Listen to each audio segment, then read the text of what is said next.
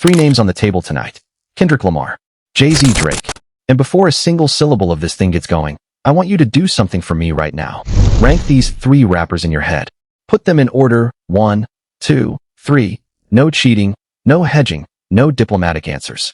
And if the name at the very bottom of your list happens to be Drake, then congratulations, you clicked on the correct video and you are absolutely sitting in the correct room tonight.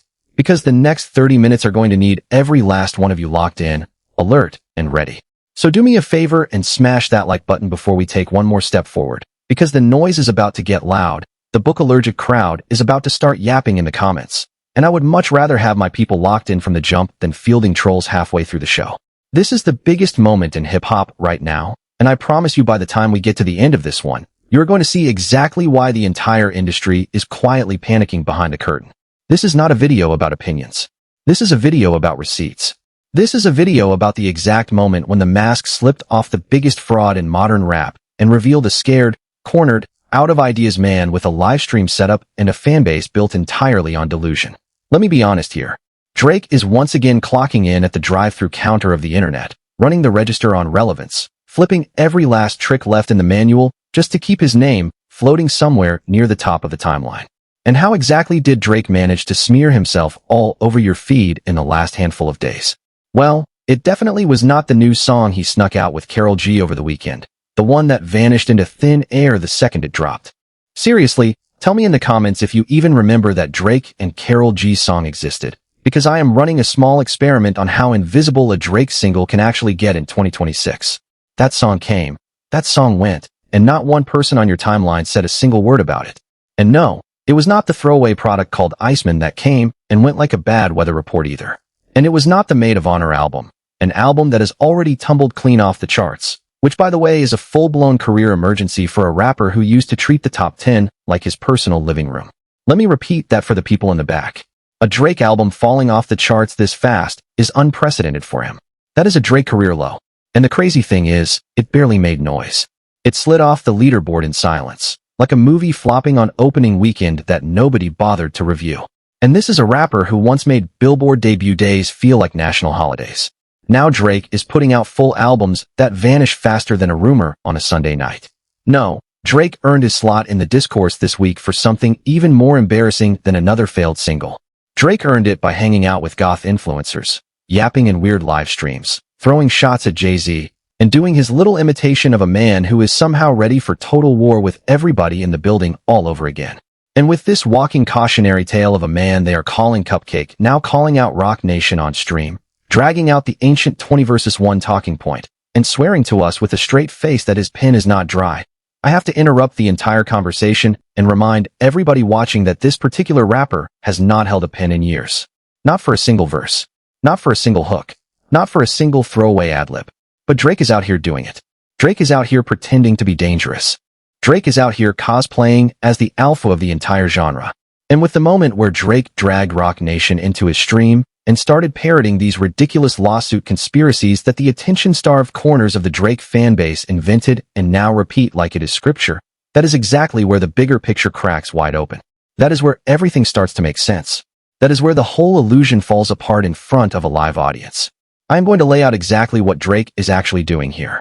I am going to explain why Drake burned so much fuel this week trying to force himself viral through 5 different doorways in the same 7-day window. And I am going to unpack why all of these hustle merchant hacks, the terminally online scholars, the pawns, the puppets, and the paid mouthpieces keep telling us that Jay-Z has a full new album locked in a vault somewhere, but will only release it if some elaborate industry chess game lines up in the right order, or whatever this week's fanfiction is claiming about Kendrick Lamar. But before I take one more step into the deep end of this pool, let me draw a hard line for everybody in the back who wants to pretend we are all somehow living inside a fever dream. Let me draw a line so clear that even the most stubborn Drake defender in the comments cannot argue with it. Because reality has a specific texture. Reality has weight. And when you place Drake's reality next to the reality of the people he is trying to fight, the difference becomes almost embarrassing to look at. Look around. Just look around at what real life actually looks like right now. Kendrick Lamar is somewhere living his life in complete peace, surrounded by a family that clearly makes him happy, without begging for a single camera or a single cosign or a single tabloid mention. Kendrick Lamar is winning quietly, which is the loudest kind of winning there is. Rihanna and A$AP Rocky are out there being one of the most photographed couples on the planet and still, somehow, looking genuinely and obviously in love while doing it. LeBron James and Savannah are living the exact same kind of grown-up, grounded, functional life, watching their kids grow up with the same peace of mind. And Jay-Z and Beyoncé, from that Yankee Stadium stage to those Hamptons nights out, are showing everybody watching what it actually looks like when a legacy family is at peace with itself, at peace with its history, and at peace with what comes next. That is the aspirational tier. That is what winning looks like when the cameras stop rolling and the credits stop scrolling. That is the version of celebrity life that money alone cannot buy you a seat inside of. And then over on the complete opposite side of that fence, we have Drake, a father with a young child at home, choosing to spend his prime hours hanging out with Lena, and I do not even need to finish that sentence for you, because you already know how it ends, plus a rotating cast of goth girls, chaos influencers, controversy magnets, and background characters who would make even a rapper coming off an album as sacred as Illmatic look like a walking joke by association. That is the crowd Drake surrounds himself with in 2026. Not artists, not peers, not real collaborators. Chaos. Just pure, uncut, unfiltered chaos. And I say all of that to say this. During Drake's little streaming spree this week, I watched one of the hustle merchant hacks online insist that Drake was doing all of this to antagonize hip-hop media on purpose. That is not what happened. Drake did not do this to poke hip-hop media in the ribs. Drake did this because Drake is losing. Because Drake is drowning. Because Drake is watching the shore drift further away by the day. And it has never been clearer, never in the recorded history of this genre, who the villain in this movie actually is.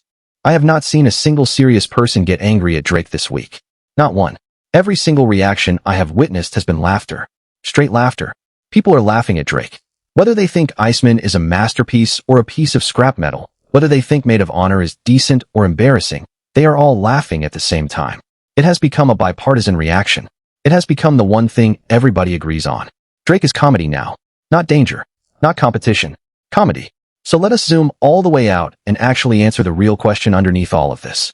Why is Drake really going through all of this? Not to needle hip-hop media, no. Not to entertain whatever the pseudo-intellectual grifter class is screaming this week, no. Honestly, I do not even need to keep dressing this argument up in a suit.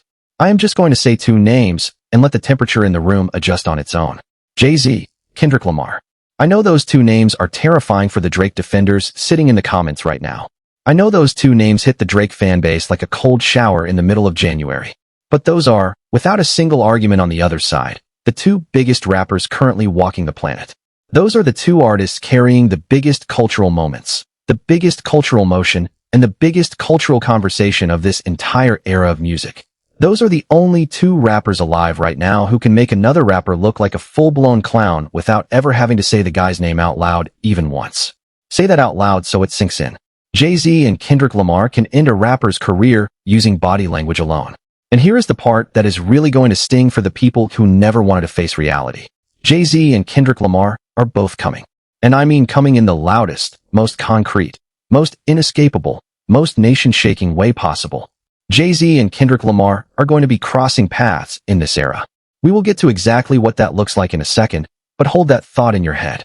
And for the next 365 days, 700 days, maybe even 1,000 days of hip-hop history unfolding in front of us, Jay-Z and Kendrick Lamar are going to be occupying every magazine cover, every playlist banner, every festival billboard, every stadium marquee, and every headline that matters.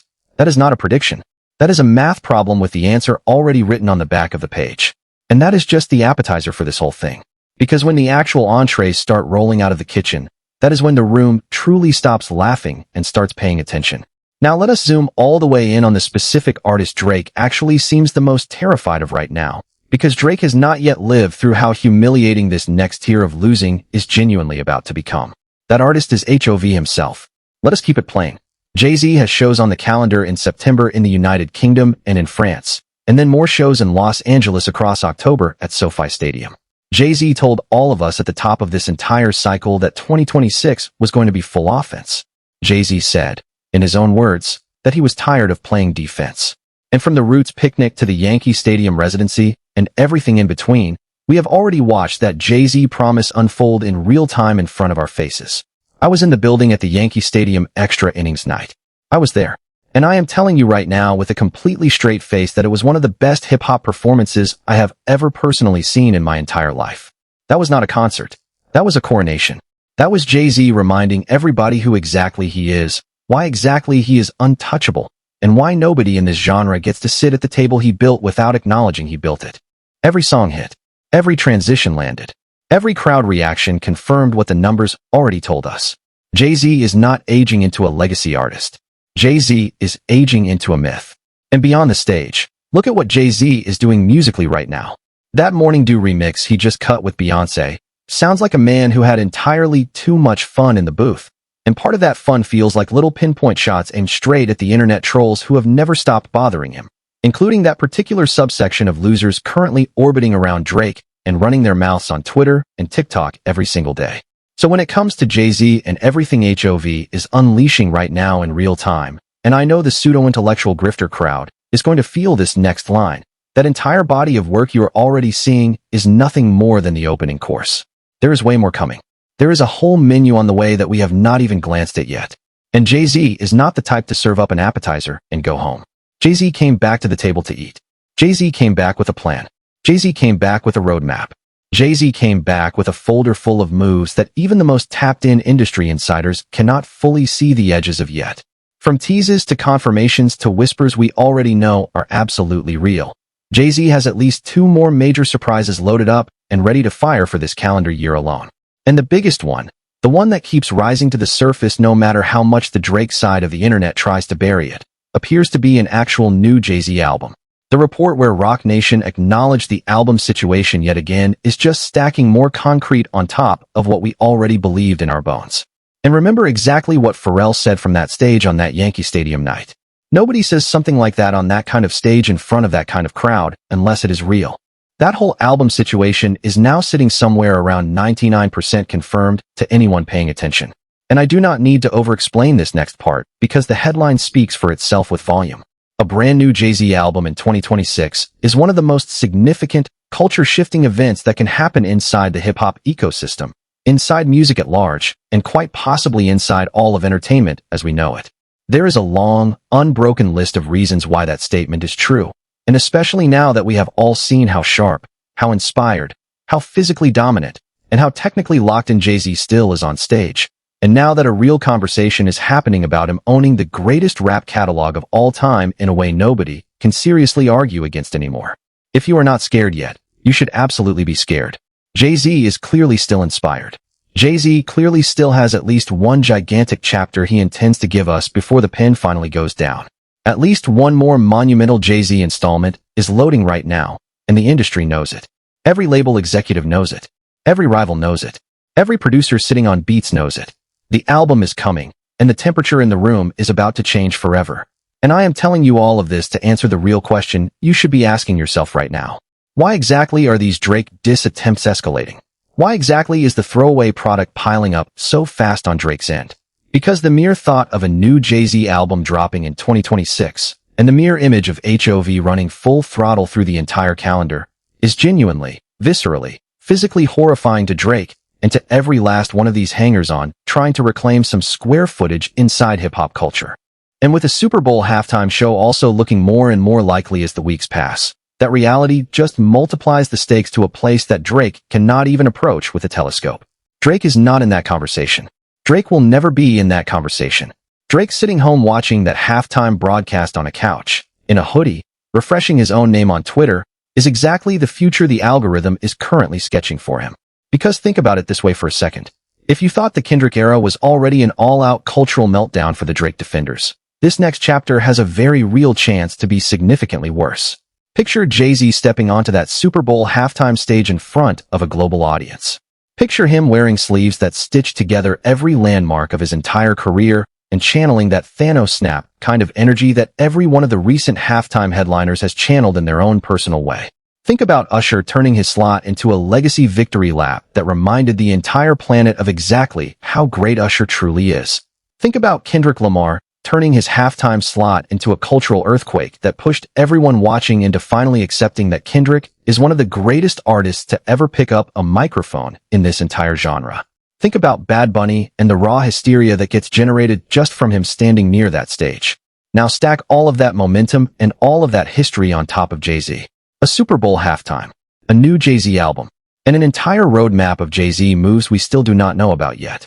That combination is going to lock Jay-Z's placement in hip-hop royalty even higher, in cultural weight even higher, and in every last inch of legacy real estate that Drake secretly wishes he had access to but will never, ever be able to touch.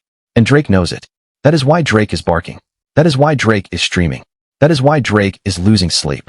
That is why Drake is up at 3 in the morning liking random accounts on a burner phone. That is the picture. That is the current portrait of the man calling himself the biggest in the game. So what does a hustle merchant hack actually do when he is a Luke Maba AMU tier rapper trying to line up in the ring against a Michael Jordan tier legend? He lies. He leans on smoke and mirrors. He invents storylines that do not exist. And that is precisely what Drake is doing right now in front of our faces. That is where we are on the timeline. The soft sabotage phase. The manufactured drag on Jay-Z's momentum. It is already happening in real time, whether the Drake fanbase wants to admit it or not. And Drake is executing this soft sabotage by pretending he can trade bars with HOV, pretending he can trade board seats with HOV, pretending he can trade cultural weight with HOV, and pretending he can trade catalog with HOV. Now on top of all of that, Drake is spraying baseless lies onto Jay-Z's name in front of a live audience. And the beautiful part, the genuinely comedic part of this entire situation, is watching the Drake wing of hip-hop invent brand new conspiracy theories on the fly in real time. This week's flavor is the claim that Jay-Z is personally engineering every single lawsuit and every single legal knot around the entire Drake universe, because Jay-Z is apparently afraid of Drake. I have to laugh. I genuinely have to laugh. Because now Drake is out here saying this ridiculous claim on livestream, and every last piece of it traces back to the same echo chamber. Some random online personality with absolutely no proximity to anything real screams it into the void first. Drake follows that random account on social media. Drake likes their post. Drake lets that random account do his opposition research for him for free. And then Drake regurgitates the same claim on stream days later like it originated inside his own head. This is not strategy. This is not chess. This is copy-paste warfare, being run by a guy who used to headline stadiums, but now takes his talking points from unemployed 22-year-olds with anime avatars. And whether it is the Roc Nation smear Drake pushed on that pitiful stream, or the disses toward Kendrick Lamar Drake laced onto the Iceman project, all of it, every last piece of it, is Drake regurgitating stale, borrowed, tired, secondhand fan talking points without ever presenting a single original piece of information of his own. Not one bar, not one insight, not one receipt. And every last one of these Drake defenders on the timeline thinks they have cracked the entire industry wide open. Every last one of them thinks they're the last honest voice on the internet with a functioning brain cell. Meanwhile, Drake is on Iceman claiming that Kendrick Lamar had fake streams. Let me repeat that. Drake is on his own album accusing Kendrick Lamar of fake streams. That entire allegation traces back to a music industry equivalent of a tabloid, a daily inn of streaming coverage, spreading a fabricated story that Kendrick lost streams that never actually disappeared in the first place. Not one single stream vanished. The report itself was fiction, but Drake ran with it, put it on wax, and now the internet is treating it like scripture. This is the Drake playbook now in 2026. This is exactly what we are all watching happen in real time. Fanfiction laundering as journalism. Rumor recycling as strategy. Insecurity dressed up as confidence and sold back to a fanbase that will buy anything as long as it has the Drake logo on the front. Now compare that behavior, that pattern, that entire approach, to the actual on-the-record reality of Jay-Z, the rapper who owns full companies outright, the rapper who sits at genuine billionaire status. The rapper with real equity inside those companies. And I know that word equity is deeply uncomfortable in Drake defender circles because equity implies you actually own something. That is Jay-Z. The same Jay-Z with an active, ongoing partnership tied directly to the NFL. The same Jay-Z who walks into every serious business room on the planet and gets treated with total respect from every executive on the other side of the table. Somehow, according to the fanfiction laundering operation being run by Drake and his little circle, that Jay-Z is scared of steak. Yes, that's steak. The gambling operation so radioactive it cannot even sniff most major sports leagues on the planet. The same operation whose most visible spokespeople on the internet are Aiden Ross, the terminally online scholar crowd, and Drake himself.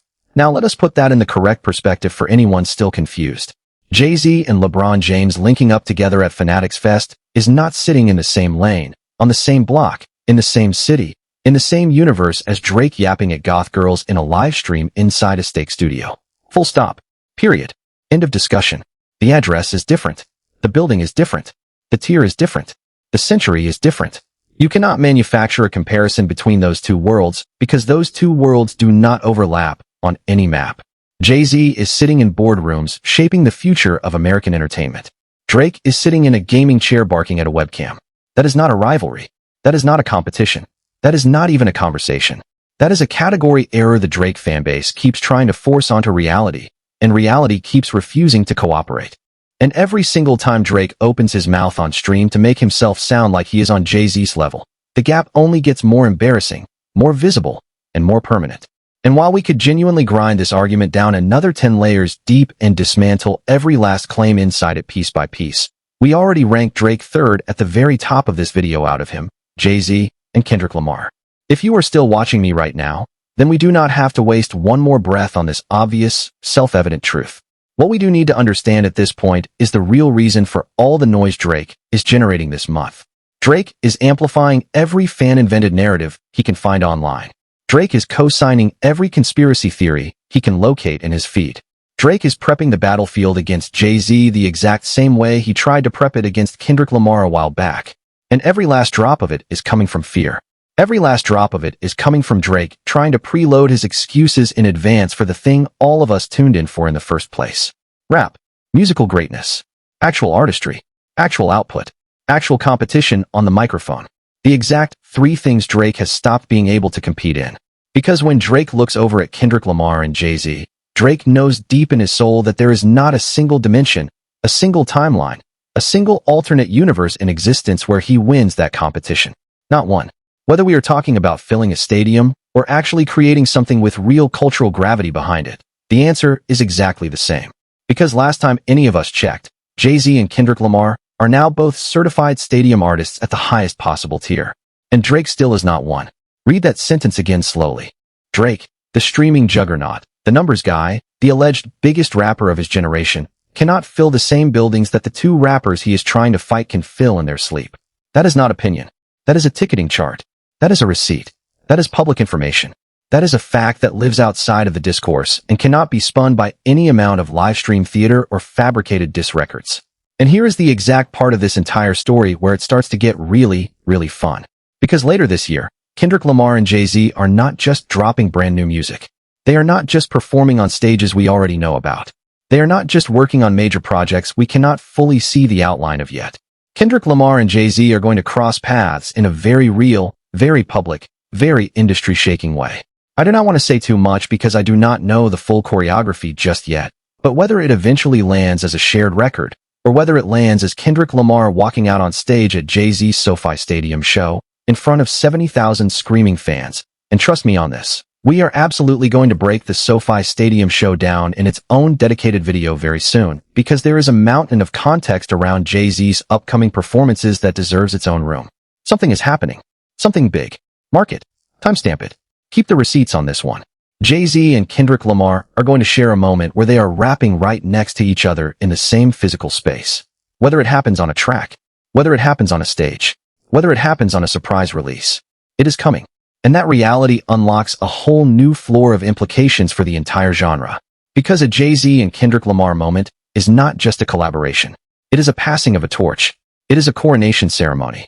It is a public confirmation that the two of them are the axis this culture rotates around now. Because what does that convergence actually mean for the hustle merchant hack, for the out-of-option pseudo-intellectual class, and for Drake himself? Let me tell you exactly what it means, in plain words, with no chaser. The curtain has finally dropped. Everything happening in hip-hop this decade, when we look at it through the correct cultural lens, has really been about the resolution of a saga that has been quietly building for more than 50 years now, stretching from the 80s and 90s all the way to this exact moment we are sitting inside of. And this decade has been the reckoning phase. It has been the era where we finally get to see, in high definition, what all those legendary gladiators from the 90s, the 2000s, and the 2010s are actually made of at their core. Some rappers have watched their stock plummet through the floor. Some rappers have never translated to the modern streaming climate. Some rappers just quietly lost steam and drifted into the background. Some rappers fully fell off and never came back. And out of that entire crowded battlefield, Only 2 rappers have separated themselves cleanly from every other name at the very top of the mountain. Only 2 rappers have grabbed the majority of the cultural conversation, the majority of the best moments, the majority of the actual meaningful hip-hop headlines of this entire era. Kendrick Lamar and Jay-Z. That is the short list. That is the whole conversation. Everyone else is fighting for a footnote. And Drake, despite every stream, every single, every live stream stunt, every fabricated feud, every manufactured moment, is currently fighting for a footnote too. Drake is not fighting for a chapter. Drake is not fighting for a page. Drake is fighting for a sentence in the index of a book being written about Kendrick Lamar and Jay-Z. And that is the reality that keeps Drake awake at night. That is the reality that fuels every single one of these lawsuit conspiracy theories. That is the reality Drake is spending millions of dollars per month trying to buy his way out of. And it is not working. It has never worked. It will never work. And in different, deeply personal ways, both Kendrick Lamar and Jay-Z have cemented themselves in a way nobody in this genre has ever been cemented before them. And if the 2 of them, the 2 rappers who have controlled all of the hysteria, all of the volume, all of the discourse, all of the biggest cultural events of this decade so far, actually come together into the same room at the same time, especially during the exact stretch of the calendar when Drake has publicly positioned himself as the permanent heel and the anti-example of everything they represent, then that seals the entire story. That creates an alliance so airtight, so ironclad, so completely bolted into the foundation of hip-hop as an art form, that Drake will never crack through it again on any side of this culture. Drake is going to be sealed out. Drake can keep barking. Drake can keep live streaming. Drake can keep pulling short-term attention stunts to force his way onto a trending page. But what is going to haunt Drake for the rest of his career, and it is only going to get louder and louder inside his own head with every passing month, is that he will never win the cultural battle. Drake will never own the ground he is currently trying to reclaim. Drake will never overcome the artist he idolized more than any other coming up in this rap game, which is Jay-Z, the same Jay-Z he tried to step directly over way too early in his own timeline. That gamble has already collapsed under its own weight. And Drake will never overcome the rival he has been pitted against for his entire career, which is Kendrick Lamar. Drake is currently losing the 2 most important battles of his entire career simultaneously, at the exact same time, in real time, in front of everybody watching. And there is no escape hatch. There is no reset button. There is no rewrite of the ending. And the exact moment when all of this becomes officially final, signed, sealed, dated, notarized, and stamped for the entire world to witness on the record, is coming right around the corner. So whenever you see the next round of fanfiction on your timeline about Drake and his side of the room secretly plotting against Kendrick Lamar and Jay-Z, unless somebody, anybody, shows you an actual receipt, an actual claim with weight, an actual piece of evidence you can hold in your hand, then every last bit of it is nothing more than a punchline written by a room of unpaid interns. When the 2 biggest rappers on the planet, arguably the 2 greatest rappers ever to touch a microphone in the history of the entire genre, stand side by side against the noise Drake has been trying to inject at the very top of the culture, then to borrow Drake's own recycled phrase back against him, the curtain has finally, permanently, and irreversibly dropped. And there will be absolutely nothing, and I do genuinely mean nothing, that Drake will ever be able to do about it again. Ever. Not this year. Not next year. Not 5 years from now. The book is closed on that fight. The chapter is done. The ink is dry. The witnesses have all signed. Now that we have laid all of that out on the table for you, I want to hear directly from you in the comments below. Give me your honest take on absolutely everything unfolding around Drake, Kendrick Lamar, and Jay-Z in this current moment. Tell me which move you are personally waiting on the most from either Jay or Kendrick. Tell me which move you are absolutely dreading from the Drake side of the fence. Tell me the exact way you personally think this entire story ends by the end of 2026.